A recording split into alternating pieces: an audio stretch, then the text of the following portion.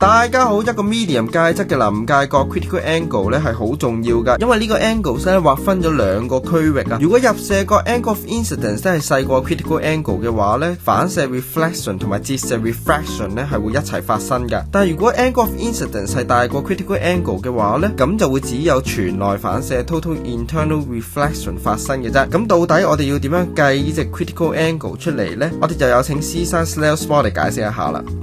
當光線 light rays 啱啱好搭正 critical angle 射出去嘅時候咧，折射角 angle of refraction 咧就會啱啱好去到極限90度噶。根據斯列爾定律 Snell's Law 咧，我哋代翻 θ 1同埋θ 2咧做 critical angle C 同埋90度。咁 sin 90咧就係1啦。調翻啲次序嘅話咧，即係話 critical angle 咧就係兩個 medium 嘅折射率 refractive index 嘅比例啦。